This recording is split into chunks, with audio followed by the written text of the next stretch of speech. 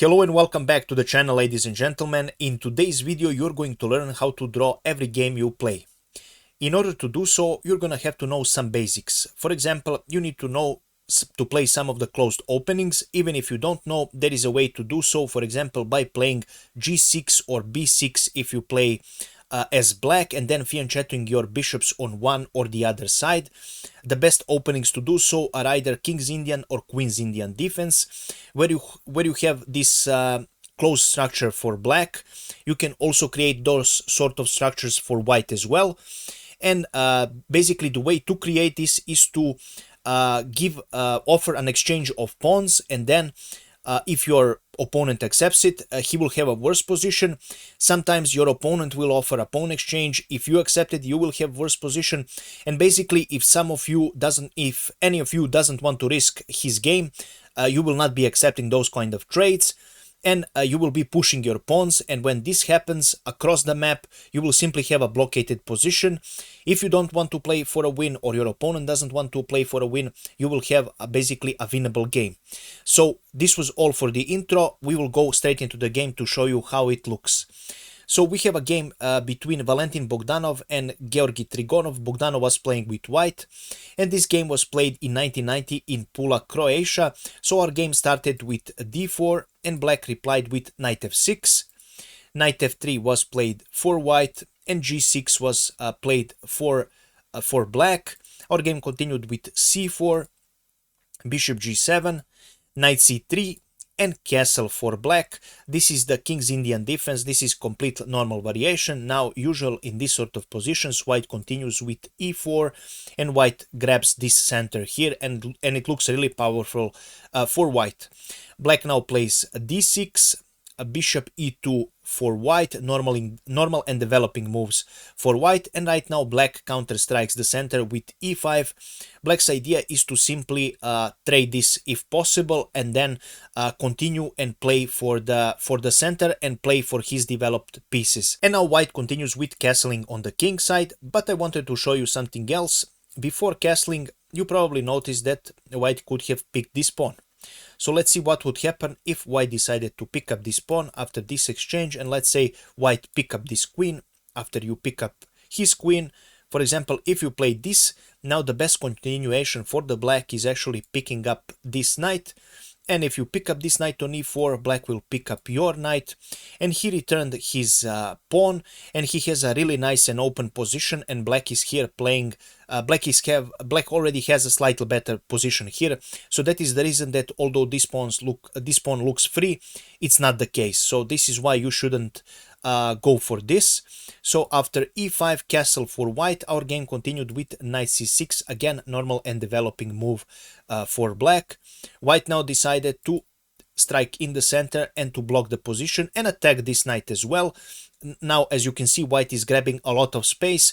Black is forced to retreat with his knight, and white continues with bishop g5, with the idea to possibly take this knight and pin if this knight is moved from this area. Black doesn't want to allow this, and he immediately plays h6 and asks white where does he want to go with his bishop. White now decided to pick up this knight, because returning it will be just a loss of tempo. Bishop takes on f6, and our game continues with b4. White now wants to create some sort of action on the queen side and see if he can engage c5 move and then grab even more space. Of course, black now plays king g7, which is pretty normal in these sort of positions, and when these sort of trades happen, as you can see, this pawn is really weak, and black king is needed here for protection of the h6 pawn. And our game continues with c5, so white immediately carries on with his plan. If you now pick up this pawn and white picks up, white is already doing much better here, because you simply have too much space in the center blocking the development of the black's pieces, and this is such a nice position to play as white. As black, you don't ever want to trade in these sort of positions.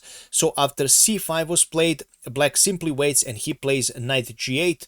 His idea is simple. He wants to open the space for this bishop here and then push the f5 pawn, a very common thing in the King's Indian defense.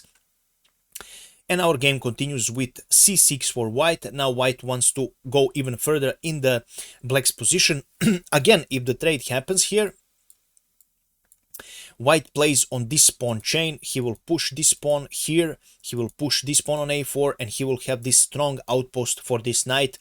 And this position will not be compensated enough for black, so this is not a good trade to go as black here in this position. Just a note for you if you ever end in this sort of positions.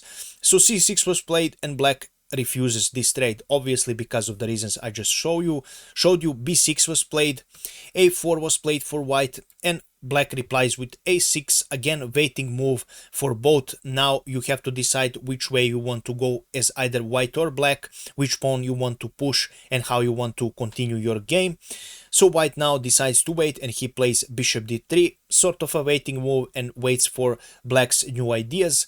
Black plays bishop e7. That's the reason why he put up his knight behind, and now f5 is ready to roll, as a very common thing in this sort of opening. Queen e2 for white, another waiting move, and sort of aiming at this pawn here. If black is careless and he moves his bishop somewhere where he shouldn't move him. By the way, there is not many places you can move your bishop here, pretty much only here, and then trade for this knight, because you will be pushed with h3. So f5 was played for black. Black continues with his plan. White now decided to put up this knight on d2 to protect this square, and also to maybe prepare some sort of counter strike with e4, with f4 himself. So our game continued with f4. Black doesn't want to allow this, and he immediately grabs the space on the king side, although white has a lot of space on the queen side. Our game continued with f3. You simply don't want to allow any sort of advancement here by the black, because you don't want to open this g pawn, and you definitely don't want to allow any sort of counter plays with this bishop that are aiming at your king here. So this is a good move by white, simply blocking the position and now waiting for the black's ideas in the next few moves. Black continues with h5, and right now white decided that he's in sort of a waiting state. He plays rook f to b1. Nothing special about this move. You could push this pawn even previously, but now you simply wait and see what will black do. Maybe in some of these positions when the tension is high, one of the two opponents can lose his mind, so to speak, or lose his patience and play for some exchanges that are actually not good, and that they create weaknesses in long term. So that is probably why probably the reasoning of white in this position. Black continues with g5. His king is pretty safe. Black's pieces are almost on the other side, and there is no way he can move them in the enemy's camp here. So for now, black is doing 5. He can continue the push and try to endanger white king. White king sees that maybe some sort of advancement is coming, and he plays king f1. His idea is to actually move with his king on this side, and to put his rooks on g and h files here, and to counter any sort of attack that white might carry. When your king is not there, you are easily defending everything else. Your king is the most valuable piece, as you all know, and that is the reason why white decided to play this. Black now plays g4. He wants to open the position, and he offers this trade for white. Of course, trading this is not good for white. Black can either capture with his bishop, but much better is actually capturing with your pawn here, and maybe creating the f3 opening and crack in the white position. So you don't want to do that, of course, if you are white. So for now, white simply waits, and he plays king e1 right now, allowing black to capture this. But if you capture this, we can capture with our knight, but probably we will capture with our pawn here, and we will exit our king on c2. Then we will put our rooks on g file and maybe create some sort of counterplay if this sort of things happen. So after king e1, rook f6 was played, with the idea to put this rook on either g6 or h6, and then maybe try and create something even more dangerous on the king square here. White simply continues with his plan. He doesn't care about black's ideas, and he continues with king d1. Rook g6 was played for black with his original idea, and now white played king c2. He now wants to put his rooks here and here.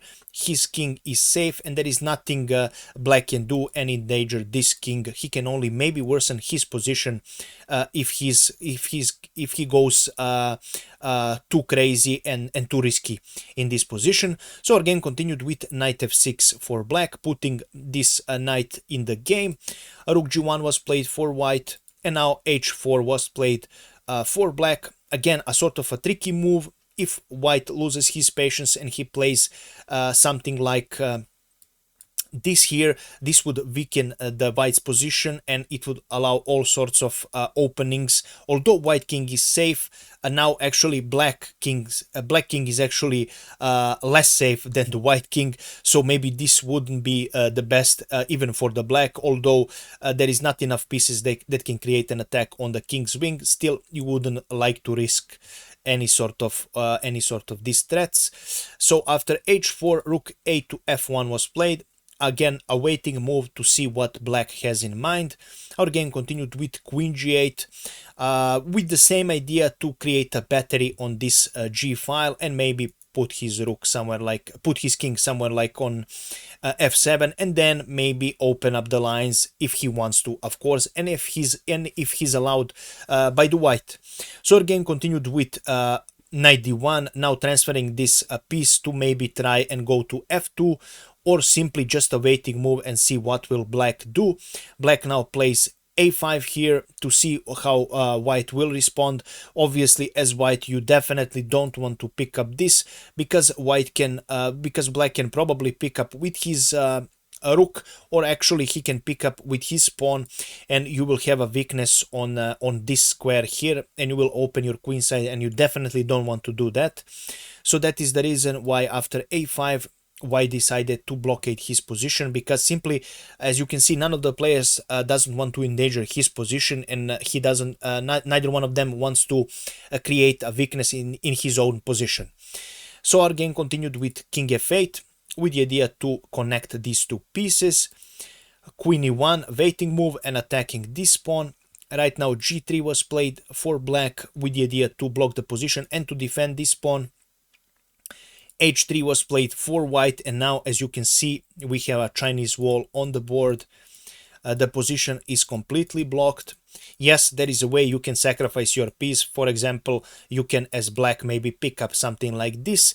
But even if you do so, you can white can simply pick up with his knight here. He doesn't need to pick up with his pawn and allow you to create some sort of a counter attack with maybe playing f3, although I don't see it here, any sort of sacrifice. You just simply don't have enough pieces to create any sort of breakdown here and to maybe endanger white in sort of promoting to a queen.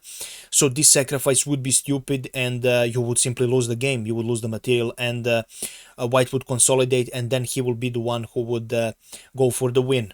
So our game continued with knight h7 for black, rook h1 for white, knight g5 for black, waiting move, and now after rook f2 g1, both parties agreed that this game is a draw, and they agreed to a half point each, and this is how this game ended. And this is one of the ideas you can use in your own games when you want to draw your games. So just keep in mind that you always you can keep the tension in the position. There is no always need to pick up the pawn or trade the piece immediately. You can offer your opponent, if he wants to pick up your pawn for the center, for example, or for the initiative. You don't need to rush anything. If your opponent is offering you something to pick up, you can either decline or simply block the position, as happened in this sort of games. So remember that always offer your opponent a way he can weaken his position. Even if you sacrifice, for example, like a pawn or something like this, it is always good. For example, now probably one of those players would like that one of these pawns on the board is, for example, lost, and there is some sort of a breakdown possibility, but there is no, and that is the reason why both of them played really safe, and then just simply didn't want to endanger their own position, and they didn't want to risk. Of course, there is always a way to risk. If you want to play for a win, you can always risk it, but you will have a a weaker position, and it will be a lot harder than just playing for the draw. And of course, this was all I prepared for you in this game. If you enjoyed this game, please make sure to leave a comment, like, and share the video. It would really mean a lot to me. Also, share your opinion on this game, and also let me know if you want to see more of these weird sort of games. I actually found a website that contains a lot of weird chess records, and please let me know, is this something you would like to see in my future videos? And as always, thank you so much for watching, and we will see each other in the next video. Have a nice day. Bye bye.